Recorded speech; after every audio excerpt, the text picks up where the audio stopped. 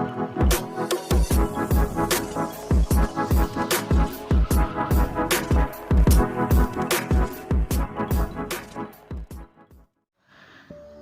this video, there is a brief information about Bankim Chandra Chatterjee.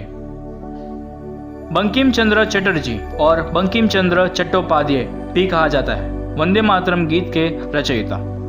उनका जन्म 27 जून 1838 को हुआ था और 8 अप्रैल 1894 में उनकी मृत्यु हो गई थी, जो एक Indian novelist, poet and journalist थे। वंदे मातरम उन्होंने लिखा था, जिसकी वजह से क्रांतिवीरों को आज़ादी में प्रेरणा मिली।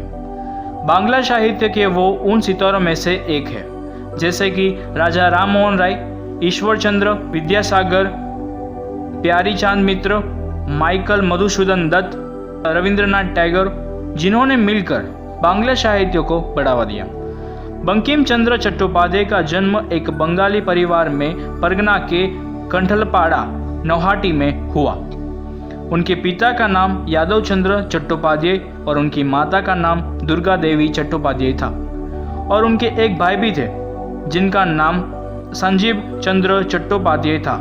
वो भी राइटर, पोएट और जर्नलिस्ट थे। वो बंकिम चंद्र से बड़े थे। बंकिम चंद्र चट्टोपाध्याय ने उन्होंने हुगली कॉलेज और प्रेसिडेंसी कॉलेज से शिक्षा ली थी। प्रेसिडेंसी कॉलेज से उन्होंने बीए पास किया और वो पहले इंडियन थे जो प्रेसिडेंसी कॉलेज से बीए पास किया। जैसे ही उनकी पढ़ाई खत्म हुई, उन्हें तुरंत ही डेप्यूटी मजिस्ट्रेट के पद पर उन्हें रख लिया गया। फिर वो कुछ समय तक बांग्ला गवर्नमेंट के सेक्रेटरी के रूप में भी रहे और फिर 1869 में उन्होंने लॉ की डिग्री हासिल की। इससे उन्होंने सरकारी नौकरी मिली और 1891 में वो रिटायर भी हो गए। उनकी पहली प्रकाशित रचना और पहली इंग्लिश रचना राजमोहन वाइफ थी। 1865 में उनकी पहली बांग्ला कृति यानी कि दुर्गेश नंदिनी थी। चटर्जी की लास्ट नॉवेल सीताराम 1886 में लिखी थी। उनके कुछ नॉवेल्स के नाम कुछ इस तरह है: दुर्गेश नंदिनी, मृणालिनी, इंदिरा, राधा रानी, कृष्णकांतेर दफ्तर, देवी चौधरानी और मोशीराम गोरेर जीवन चरित्र वगैरह है। बंकिम चंद्र जी के ऑलमोस्ट नॉवेल्स को भारत की सारी भाषाओं में ट्रांसलेट किया गया है। चटर्जी ने मोहिनी देवी से 1849 में शादी की। रविंद्रनाथ टैगोर, जिसने भारत माता का पहला चित्र यानी कि पेंटिंग ड्रॉ की।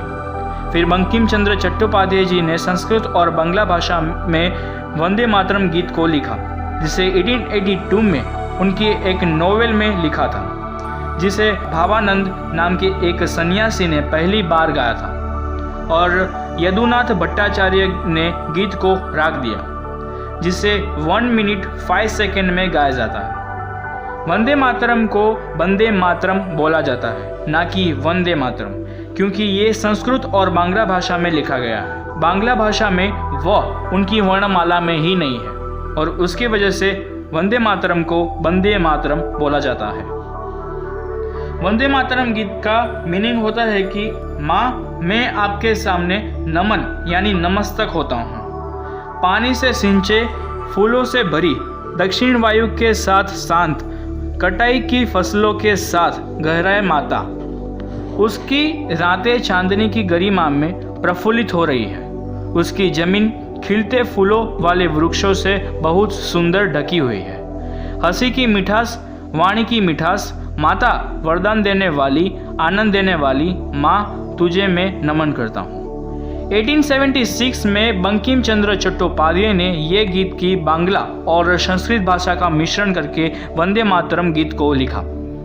उन्होंने सबसे पहले सिर्फ 2 ही पद रचे, वो भी संस्कृत में। पहला पद वंदे मातरम सुजलाम सुफलाम मलयज शीतलाम शस्य श्यामलाम मातरम, और दूसरा पद शुभ्र ज्योत्सना पुलकित यामिनीम फुल्ल कुसुमित द्रुमदल शोभिनीम सुहासिनीम सुमधुर भाषिणीम सुखदाम वरदाम मातरम।